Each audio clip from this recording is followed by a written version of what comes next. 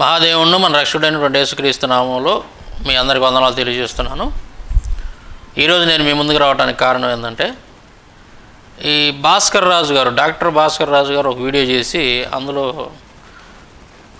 మా గ్రంథాలలో, మా యొక్క హిందూ గ్రంథాలలో ఎక్కడా కూడా ఈ బ్రహ్మ తన కూతుర్ని పెళ్లి చేసుకున్నట్టుగా ఎక్కడా లేదు, బ్రహ్మ తన కూతుర్ని పెళ్లి చేసుకున్నట్టుగా ఎక్కడా మా గ్రంథాల్లో లేదు. ఇది కావాలని కొంతమంది క్రైస్తవులు, ముస్లిమ్స్, అలాగే ఈ కమ్యూనిస్టులు కానీ, హేతువాదులు కానీ వీళ్ళంతా కూడా మమ్మల్ని విమర్శిస్తున్నారు. మా గ్రంథాలని బ్రహ్మదేవుడు తన కూతుర్ని పెళ్లి చేసుకున్నాడు అంటూ అబద్ధాలు చెప్తున్నారు అని ఇతను మాట్లాడటం జరిగింది. మనం బైబిల్లో ఇట్లుందిరా అని చెప్తే మీ హిందూ గ్రంథాలలో ఇలా ఉందిరా అని మళ్ళీ బ్యాక్ వస్తారు. ఈరోజు టాపిక్కి కనుక వస్తే చాలామంది క్రైస్తవ బోధకులు, కొందరు ముస్లింలు, ఇంకా కొందరు కమ్యూనిస్టులు వీళ్ళు ఏం చెప్తారంటే, బ్రహ్మగారు తన సొంత కూతురైన సరస్వతిని పెళ్లి చేసుకున్నాడు, ఇది ఎంత తప్పు అని చెప్తారు. నేను ఫస్ట్ సామెత చెప్పాను కదా, ఎందుకు చెప్పానంటే గిందుకే చెప్పాను. ఎందుకంటే బైబిల్లో ఉన్న బూతులు వీళ్ళకి కనపడవు.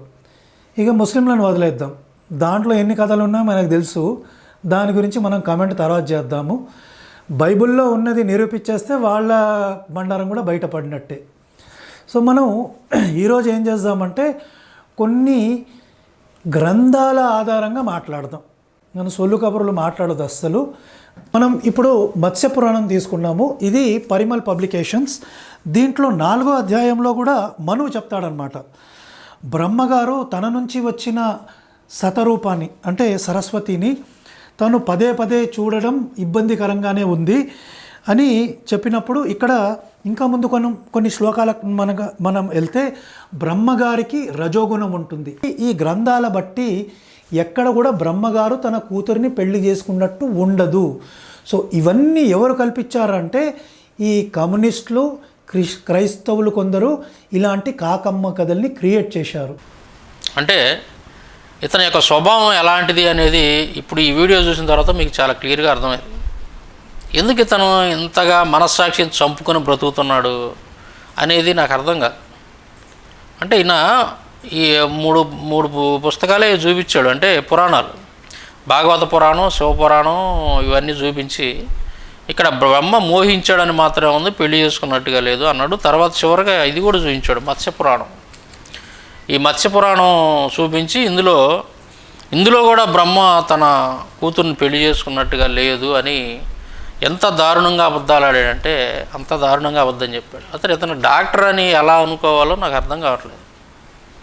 అసలు ఇతని స్వభావం ఎంత దారుణంగా ఇతను మనస్సాక్షిని చంపుకొని బతుకుతున్నాడంటే, అంటే ఏదన్నా కానీ అది ఏదన్నా కానీ మాకు అనవసరం, అది అంత అసత్యం కానీ అందులో నిజం లేకపోయినా సరే మేము దాంట్లోనే బ్రతుకుతాము, దాంట్లోనే బడి జీవిస్తాం మేము అన్నట్టుగా ఇతను తయారయ్యాడు. ఎందుకంటే ప్రజలు చూస్తుంటారు కదా, ఇప్పుడు మీరు చెప్పిన గబక్కన ఒక అబద్ధం చెప్పేస్తే అది అబద్ధం అని చెప్పేసి తేల్చడానికి, నిరూపించడానికి నాలాంటి వాళ్ళు ఖచ్చితంగా ఉంటారు కదా. ఎందుకంటే గ్రంథ పరిశీలన చేసినటువంటి వాళ్ళం మేము ఉండం, మీకంటే ఎక్కువ గ్రంథ పరిశీలన, గ్రంథ పరిజ్ఞానం మాకుంది. కాబట్టి నువ్వు అబద్ధం చెప్పినప్పుడు వెంటనే దొరికిపోతావు కదా, మేము ప్రజలకి దాని గురించి చెప్తాం కదా. అంటే సాంశర సీన్లో దిగిందాక మాత్రం మీ ఆటలు సాగుతాయి, దిగిన తర్వాత మీ ఆటలు సాగు. మతోన్మాదులు గుర్తుపెట్టుకోవాలి ముఖ్యంగా.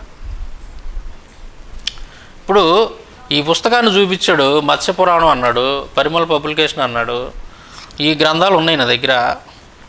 వీటిల్లో బ్రహ్మ తన కూతురుని పెళ్లి చేసుకున్నట్టుగా లేదు అని చెప్పేసి పచ్చి అబద్ధం ఆడాడు. ఎంత దారుణంగా అంటే, ఇతను ఈ వీడియో చూసిన తర్వాత మీరు ఈ వీడియో చూసిన తర్వాత ఇతని యొక్క స్వభావం ఏంటి, ఇతను చెప్పే మాటల్లో నిజం ఉంటుందా, అబద్ధం ఉంటుందా, ఇతను ఒక అబద్ధికుడిగా మీకు చాలా క్లారిటీ వచ్చేసింది ఈ రోజుతోటి. ఈ భాస్కర్ రాజు అనేటువంటి ఈ డాక్టర్ ఎవరైతే ఉన్నాడో ఇతను ఒక పెద్ద అబద్ధికుడు అని చెప్పి మీకు ఫుల్ క్లారిటీ ఈరోజు ఇచ్చేస్తాను నేను. అతను చెప్పేవన్నీ కూడా అబద్ధాలే. చూడండి ఒకసారి నేను చూపిస్తాను, ఈ గ్రంథంలో ఉందా లేదా, బ్రహ్మ తన కూతురుని పెళ్లి చేసుకున్నట్టుగా ఈ గ్రంథంలో ఉందా లేదా అనేది నేను మీకు చూపిస్తాను. చూడండి, ఇక్కడ ఈ పుస్తకం ఇందాల భాస్కర్ రాజు గారు చూపించినటువంటి పుస్తకం ఇది.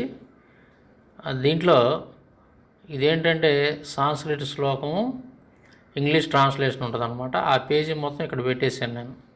దీని రిఫరెన్స్ ఏంటంటే మత్స్యపురాణం 3వ అధ్యాయం, తర్వాత శ్లోకం వచ్చేసి 31 నుంచి 38 శ్లోకాలు అనమాట. ఈ మొత్తం కూడా వాటన్నిటిని నేను స్క్రీన్ మీద పెట్టాను, మీరు చూడొచ్చు. ఇక్కడ ఏమని ఉంటుందంటే తెలుగులో పక్కన ఇచ్చాను చూడండి. బ్రహ్మ తన దేహం నుండి పుట్టిన సరస్వతిని చూసి వెంటనే కామబాణములచే బాధ నుండి ఎటువంటి సౌందర్యము అని మాటి మాటికి ఆశ్చర్యంతో పలికెను. అంటే ఏం సౌందర్యం అన్నట్టుగా పలుకుతూ ఉన్నాడు. అంతలో సరస్వతి తన తండ్రి అయిన బ్రహ్మ చుట్టూ తిరిగి ప్రదక్షిణ చేసెను. ఆమె సౌందర్యమును చూడదలిచియు తన కొడుకుల ఎదుట ఆ పని చేయుటకు సిగ్గుపడుచున్న బ్రహ్మకు వెంటనే వెలవెలపోవచ్చున్న చెక్కిళ్ళు గల దక్షిణ ముఖమును, వణుకుచున్న పెదవులు గల పశ్చిమ ముఖమును, కామపరవశమైన 4వదేగు ఉత్తర ముఖమును కలిగెను. తన తండ్రి యొక్క కామపు చూపుల నుండి తప్పించుకోవడానికి సరస్వతి ఆకాశం వైపు లేచింది. తన కూతురైన సరస్వతిని కామంతో చూస్తున్న బ్రహ్మకు తన పైభాగంలో 5వ తల కూడా మొలిచెను. అంటే దీని అర్థం ఏందంటే సరస్వతిని పుట్టించిన వెంటనే బ్రహ్మదేవుడు ఆమె యొక్క అందాన్ని చూసి మోహించి ముగ్ధుడైపోయాడు. ఆశ్చర్యపోతూ ఆమెని కామంతో చూస్తూ ఉంటే తన కూతురైనటువంటి సరస్వతి బ్రహ్మ చుట్టూ ప్రదక్షిణలు చేస్తూ ఉంది. ఈ ప్రదక్షిణ చేసేటప్పుడు ఆమె కళ్ళి అటు ఇటు పక్కకు తిరిగి చూడటానికి తను సిగ్గుపడి, అంటే ఎదురుగా తన కుమారులు ఉంటారు, వాళ్ళ ముందు అలా చూడలేక తన తల నుంచి కొన్ని ముఖాలు పడతాయి అన్నమాట. పైన అంటే ఉత్తరం వైపు నుంచి, దక్షిణ వైపు నుంచి, అలాగే వెనక వైపు నుంచి ఈ చూపులన్నీ ఈ విధంగా తలలో పుడతా ఉండగానే సరస్వతి ఏం చేసిద్దంటే తన యొక్క చూపుల నుంచి తప్పించుకోవడానికి ఆకాశం వైపు పైకి ఎగిరిద్ది. అప్పటికి కూడా ఇతను వదిలిపెట్టకుండా తన తల పై భాగంలో నుంచి కూడా 5వ తల కూడా మొలిచిను అని చెప్పేసి ఇక్కడ ఉంటుంది. తర్వాత మనం ఇంకొక రిఫరెన్స్ చూద్దాం. ఇదిగో ఇక్కడ మత్స్యపురాణం 3వ అధ్యాయం శ్లోకాలు వచ్చేసి 41 నుంచి 44 వరకు ఈ శ్లోకాలు ఇవి.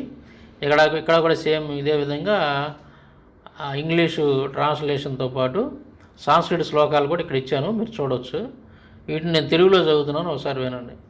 బ్రహ్మ తన కూతురిని మోహించుట వలన తన తపశక్తి నాశనమైను. అందువలన దేవతలను, రాక్షసులను, మానవులను ఇతర సృష్టి చేయమని తన కుమారులకు ఆజ్ఞాపించాడు. అంటే ఇతను తన కూతురిని మోహపు చూపులు చూసేసరికి ఏమైందంటే తన తపశక్తి అనేది నాశనం అయిందంట. అందుకని ఆ సృష్టి చేసేటటువంటి ఆ పనిని తన కుమారులకు అప్పచెప్పి మానవుల్ని అలాగే రాక్షసులను, దేవతలను సృష్టించమని ఆజ్ఞాపించాడంట, ఇతర సృష్టిని చేయమని. ఆ మాట విని వారందరూ వెళ్ళి సృష్టికి ఉపక్రమించిరి.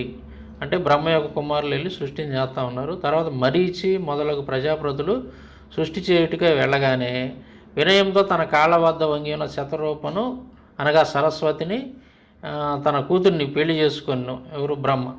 కామంతో ఉన్న బ్రహ్మ తన కూతురైన సరస్వతితో కొన్ని సంవత్సరాల పాటు కాపురం చేసి గర్భవతిని చేసిన. ఆమె గర్భము నుండి స్వయంభవ మను అనేవాడు జన్మించాడు. సో ఇక్కడ ఈ భాస్కర్ రాజు ఎంత దారుణంగా అబద్ధాలు ఆడుతుందంటే ఇక్కడ చూడండి, ఇది నేను ఇక్కడ చూపిస్తున్నాను చూడండి. ద లార్డ్ మ్యారీడ్ శతరూప అని ఉంటుంది. శతరూప అంటే సరస్వతి అనమాట. ఇక్కడ ఏమన్నది? Then the lord married Shatarupa అంటే పెళ్లి చేసుకున్నట్టుగా చాలా స్పష్టంగా ఈ గ్రంథంలో ఉంటే, ఈ బొక్కల డాక్టరు లేదా ఈ భాస్కర్ రాజు ఏమంటున్నాడంటే అసలు మా గ్రంథాల్లో లేనే లేదు పెళ్లి చేసుకున్నట్టుగా.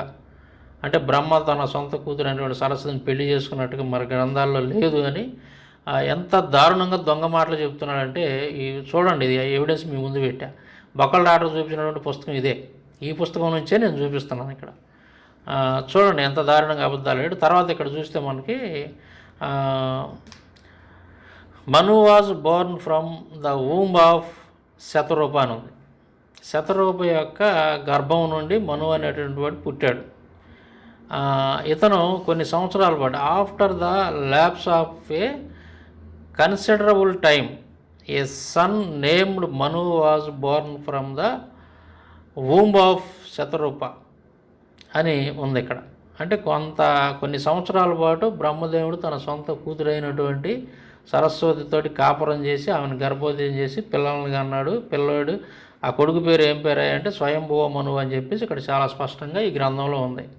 సో దీన్ని బట్టి మీరు అర్థం చేసుకోవాలా, ఈ భాస్కర్ రాజు లాంటి మతోన్మాదులు ఏ విధంగా వాళ్ళ గ్రంథాల్లో ఉన్నటువంటి వాటిని కప్పెట్టి అంటే ఎంత దారుణంగా ఇతను అబద్ధాలు ఆడుతున్నాడంటే ఈ పుస్తకం చూపించి కూడా దీంట్లో ఇది లేదు అని అబద్ధం చెప్పాడు. అంటే ఇతను ఏమనుకుంటున్నాడు, ఇతని ఉద్దేశం ఏంటంటే ఈ గ్రంథం ఎవరి దగ్గర లేదు కదా, ఈ మత్స్యపురాణం అనే పుస్తకం ఎవరి దగ్గర, క్రైస్తవుల దగ్గర అసలు ఉండదు, మనం ఎన్ని అబద్ధాలు చెప్పినా కానీ వాళ్ళకి తెలియదు, ప్రజల్ని ఈజీగా మోసం చేయొచ్చు అని చెప్పేసి ఈ డాక్టర్ భాస్కర్ రాజు గారు ఎంత కుట్రపూరితంగా వ్యవహరించాడో మీరు చూశారన్నమాట.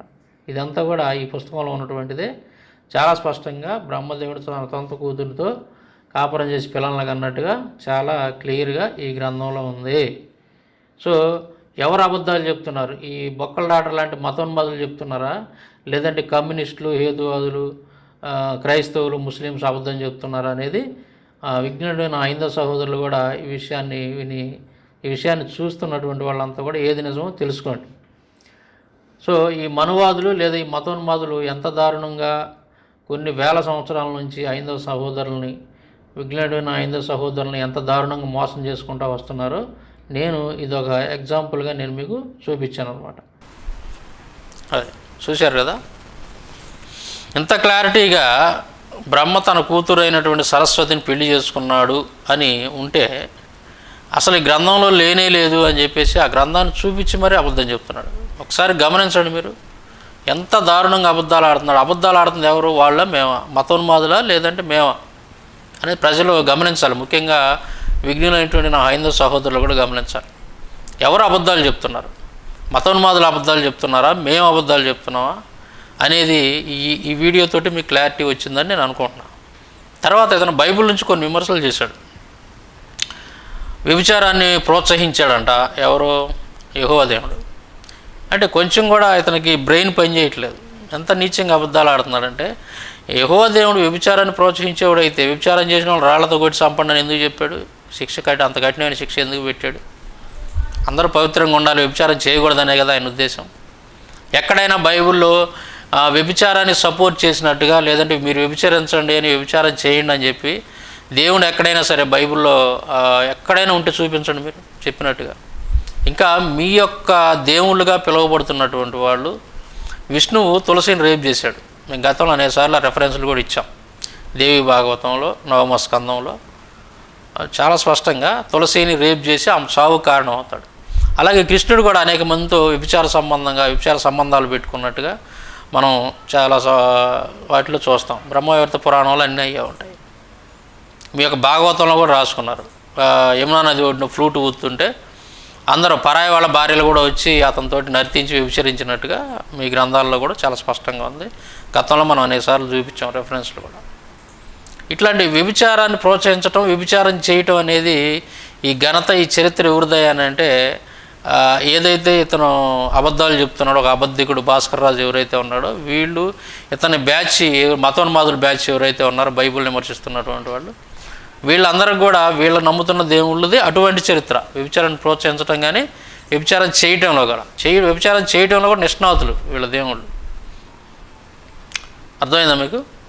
తర్వాత ఇతను ఏమన్నాడంటే, యేసుక్రీస్తు యొక్క వంశావళిలో ఉన్నటువంటి వాళ్ళందరూ కూడా వ్యభిచార సంబంధులే, వాళ్ళంతా వ్యభిచారం చేసినటువంటి వాళ్ళే, మరి ఆ వంశం నుంచి పుట్టాడు కదా యేసుక్రీస్తు అని చెప్తున్నాడు. ఇక్కడ అందరూ గుర్తుపెట్టుకోవాల్సిన పాయింట్ ఒకటి ఉంది.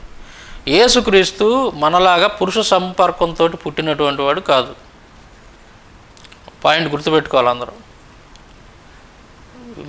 మనం ఎలాగైతే పుట్టామో మన తల్లిదండ్రులకి, అలాగా అతను తల్లిదండ్రులు కలిస్తే పుట్టినటువంటి వాడు కాదు. ఆయన దేవుడు కాబట్టి, దేవుడు అంటే సర్వశక్తిమంతుడు. ఆయన ఎలాగైనా సరే పుట్టగలడు. ఈ పుట్టుక, ఈ వ్యవస్థని పెట్టినటువంటి వాడు దేవుడు ఆయనే. కాబట్టి మనకు ఒకసారి యోహాను సువార్తలో మనం చూస్తాం, దేవుడు ఈ రాళ్ల నుంచి కూడా పిల్లలను పుట్టించగలడు అని చెప్పేసి యోహాను చాలా స్పష్టంగా చెప్తుంటాడు యోహాను సువార్త 1వ అధ్యాయంలో. అట్లాగా దేవునికి అసాధ్యమైనటువంటిది ఏదీ ఉండదు. ఆయన ఎటువంటి సంపర్కం లేకుండానే ఒక స్త్రీ గర్భంలో ఆయన తయారవగలడు. ఒక స్త్రీ గర్భం నుంచి ఒక మనిషి రూపంలో బయటికి రాగలడు. దానికి ఎటువంటి సంపర్కం అవసరం లేదు. ఎటువంటి సంపర్కం లేకుండానే వచ్చాడు కాబట్టి యేసుక్రీస్తు, ఆయనకి ఈ మానవులు వాళ్ళ యొక్క వంశావళికి ఎంచబడినటువంటి వంశావళి ప్రజల యొక్క పాపం ఏది కూడా ఈయనకి అంటదు, ఏది అంటదు ఈయనకి. అర్థమైందా మీకు? అక్కడ మనం లూకా సువార్తలో కనుక చూస్తే యేసుక్రీస్తు యేసోపుకు కుమారుడిగా ఎంచబడెను అని ఉంటుంది. అక్కడ ఎంచబడెను అని ఉంటుంది. అట్లాగే ఈయన యొక్క వంశావళులని పిలువబడుతున్నటువంటివి కూడా వాళ్ళ యొక్క వంశంగా అది ఎంచబడిద్ది అంతే. ఆయన మనలాగా పుట్టినటువంటి వాడు కాదు కనుక, ప్రత్యేకంగా పుట్టినటువంటి వాడు కనుక వాళ్ళ పాపం ఏమాత్రం కూడా యేసుక్రీస్తుకి అంటదు. అది తర్వాత ఇతను దావీదు విషయాన్ని తీసుకొచ్చాడు. దావీదు భార్యలని వ్యభిచారం చేసేటట్టుగా చేసాడు యెహోవా దేవుడు అని. ఇది కూడా గతంలో అనేకసార్లు మనం చెప్పాం ఈ విషయాన్ని కూడా. అక్కడెక్కడ కూడా అక్కడ దావీదు భార్యల చేత వ్యభిచారం చేయించింది ఎవరంటే అహితోపేలు అనేటువంటి వాడు అబ్షాలోముకి చెప్పి, ఇలా చేస్తే నీ తండ్రి ఇంకా ఎక్కువ బాధపడతాడు, నీ తండ్రిని నువ్వు ఇంకా ఎక్కువ బాధించినటువంటి వాడు అవుతావు కాబట్టి నువ్వు ఇలా చెయ్యి అని చెప్పేది అహితోపేలు. ఇది స్క్రీన్ మీద పెడతాను చూడండి మీరు రెఫరెన్స్. ఇక్కడ యెహోవా దేవుడు చెప్పలేదు. యెహోవా దేవుడు ఆ మాట చెప్పడానికి అర్థం ఏందయ్యానంటే, ఏది నువ్వు చాటును చేసావు కానీ నీ భార్యలందరూ కూడా అందరూ చూస్తుండగానే ఆ మేడ పైన ఈ విధంగా జరిగిద్ది అని చెప్పినటువంటి దానికి అర్థం ఏందనంటే, నీ యొక్క రాజ్యం నీ నుంచి తీసేస్తాను నేను. తీసేసినప్పుడు కొన్ని పరిణామాలు జరుగుతాయి. దాంట్లో ఖచ్చితంగా ఏంటంటే, ఒక రాజుని ఎవరైనా కానీ జయించారు అని అంటే ఆ ఓడిపోయినటువంటి రాజు యొక్క సమస్తం కూడా గెలిచినటువంటి రాజు స్వాధీనంలో ఉంటాయి. అతనికి స్వాధీనం అయిపోతాయి మొత్తం. వాళ్ళ భార్యలు కావచ్చు, లేదంటే వాళ్ళ ఆ రాజ్యంలో ఉన్నటువంటి సంపదలు కావచ్చు, ఏదైనా సరే. అది మనం చూస్తాం, చరిత్ర అంతా కూడా మనకు తెలిసినటువంటి విషయం. అదన్నీ మనం ఎన్నో చూసాం అలాంటి సంఘటనలు. అదిగాక మనువాదుల యొక్క మనుధర్మ శాస్త్రం అని ఏదైతే చెప్తున్నారో దాంట్లో కూడా చాలా స్పష్టంగా ఉంది. అది గతంలో మనం అనేకసార్లు చెప్పాం, ఎవిడెన్స్ కూడా ఇచ్చాం. సో ఇక్కడ దావీదు భార్యలను కూడా, భార్యలు కాదు వాళ్ళు ఉపపత్నులు. దావీదు భార్యలు దావీదుతోటి వెళ్ళిపోతారు బయటికి, కానీ ఉపపత్నులు మాత్రం అక్కడ ఉంటారు. ఆ ఉపపత్నుల్ని ఇతను అహితోపేలు మాటలు విని వాళ్ళతోటి వ్యభిచరిస్తాడనమాట. ఎవరు? అబ్షాలోము. అక్కడ దేవుడు ఏమీ చేయలేదు, అక్కడ అట్లా చేయమని చెప్పలేదు దేవుడు. అక్కడ చెప్పింది ఒక వ్యక్తి. సో అంటే దేవుని యొక్క మాటల ఉద్దేశం ఏంటంటే, రాబోయే రోజుల్లో నీకు ఇలాంటి పరిస్థితి వచ్చింది, అప్పుడు నేను కూడా నీకు అడ్డుపడను, నేను ఇలా చేస్తాను అనంటే అర్థం ఏంటంటే, నేను ఇక ఆ పని జరుగుతున్నటువంటి పనికి, జరగబోయే పనికి నేను అడ్డుపడను, నేను వదిలేస్తాను, ఎందుకంటే నువ్వు తప్పు చేసావు కాబట్టి. అంటే అప్పుడు దాకా దావీదుని ఆయన అన్ని విషయాల్లోనూ కాపాడుకుంటూ వచ్చాడు. సో అది దాని అర్థం. అంతేగాని యెహోవా దేవుడు అక్కడెక్కడ ఎవరిని కూడా వ్యభిచరించే విధంగా చేయలేదు. అది కేవలం రాజ్యాన్ని తీసేశాడు దావీదు నుంచి, అంతే. ఆ తర్వాత జరిగే సంఘటనలన్నీ కూడా అహితోపేలు మాటలు విని అబ్షాలోము దావీదు యొక్క ఉపపత్నులతోటి వ్యభిచారం చేస్తాడని మనకు బైబిల్లో చాలా స్పష్టంగా ఉంది. ఆ తర్వాత నేను నీకు కావాలంటే ఇంకా ఎక్కువ మందిని ఇచ్చేవాడిని కదా అని యెహోవా దేవుడు అన్నాడు కాబట్టి ఈయన వ్యభిచారాన్ని ప్రోత్సహిస్తున్నాడని ఇతను ఈ మతోన్మాది మళ్ళీ మాట్లాడాడు ఆ వీడియోలో. ఇక్కడ నేను ఇంకా నీకు ఇచ్చేవాడిని అని అంటే అర్థం ఏంటంటే, ఇలాగే రాజ్యాలని గెలుచుకున్నప్పుడు ఆ రాజ్యంలో ఉన్నటువంటి సొత్తు అంతా కూడా రాజుకి, ఎవరైతే గెలుస్తాడో ఆ రాజుకి వశమైపోద్ది. అంటే ఈయన యుద్ధాలకి చేయడానికి వెళ్ళినప్పుడు, చుట్టుపక్కల రాజ్యాలకి యుద్ధాలకి చేయడానికి వెళ్ళినప్పుడల్లా విజయాన్ని ఇచ్చాడు దేవుడు దావీదుకి. అదేవిధంగా దావీదుకి విజయాన్ని ఇచ్చాడు కాబట్టి ఈయన ఏదైతే రాజ్యాలను జయిస్తూ వస్తాడో అందులో ఉన్నటువంటి స్త్రీలు కానీ సంపద కానీ అంతా కూడా దావీదు వశమైపోద్ది. అది చెప్తున్నాడు అక్కడ దేవుడు. ఆ విధంగా ఇస్తానని చెప్పాడు, కానీ కనపడ్డ స్త్రీలందరిని తీసుకొచ్చి వ్యభిచారం చేయడంతో అని చెప్పలేదు. ఇంకొక విషయం ఇక్కడ గుర్తుపెట్టుకోవాలి,